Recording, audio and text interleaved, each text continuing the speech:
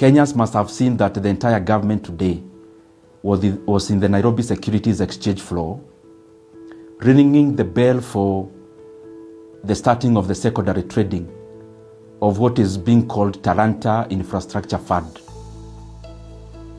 It is a 44.8 billion Kenya shillings board.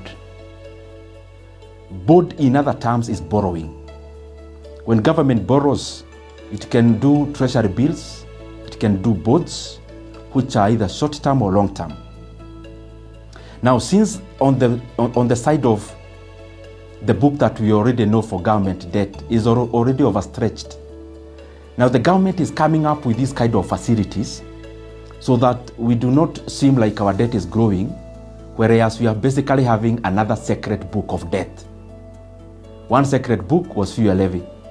The second secret book, of course, is now this one for Talanta, at the behest of, or under the auspices of, the sports fund. What is it? The Kenyan government is borrowing today, or has already borrowed, 44.8 billion Kenya shillings.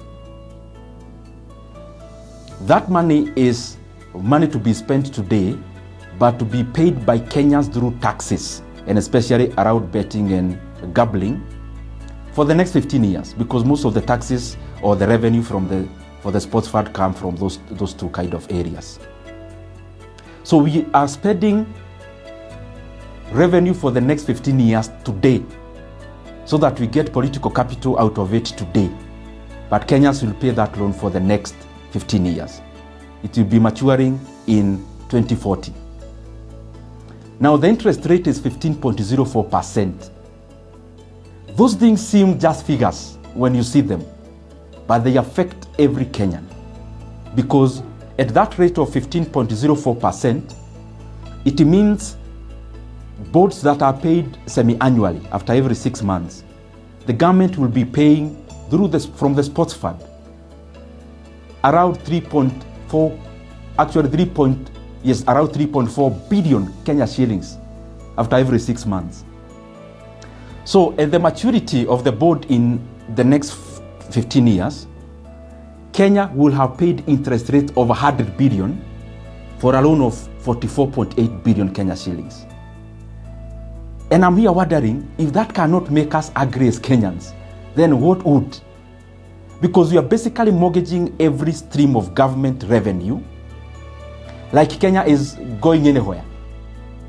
Kenya will still need a sports fund for the next 15 years. What is the urgency of rushing to overburden the country with a 44 billion loan, which upon maturity will be paying more than double on interest rate alone? From where we sit, it is a very reckless manner of running the fiscals of a country, because we are now mortgaging income streams of the country. And I can tell you without breaking of an eye that these kind of mechanisms you see, the experienced officers in the National Treasury do not even support it, including the fuel levy securitization. It is only the excitement of some people who are now putting our country in this kind of risk. Any experienced economist, even in the National Treasury, and I'm saying it having been in close interaction, do not support this kind of recklessness.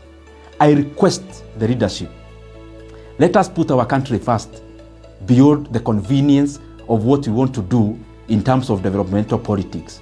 Because Kenya will be here past the next election. We don't need to overheat our economy just because people have to see that something is being done. What we need to know is that Kenyans have always had stadiums. We have a stadium in Kasarani. We have a stadium in Nyayo. So we have not invented building of stadiums today. Kenya has always built state-of-the-art stadiums. That's one. Secondly, Kenya has always built tarmac roads. In fact, if you do in terms of kilometers, there are more roads that have been built in the past than has been built today. So we are also not inventing building of tarmac roads. It then shows you that as we read at those services in terms of Kenya to the Kenyan population in the past, we never endangered Kenyans with this kind of financial engineering that is reckless. So the book they need to check is the book on how to make the economy be able to generate enough revenue on the mainstream side of it so that we can be able to provide services and infrastructure in the way that we want. But the other side is that we need sincerity from leaders. Sincerity is distinguishing what we need to do for political convenience and what is right for the country. Now, if this government came to power and they realized that all the fuel levy had been securitized by the previous governments, then there would be government to administer what? And it is the same question we are asking futuristically. Now the government is securitizing every revenue stream. Now the government that will be coming in whichever time, they'll be coming to administer which revenue.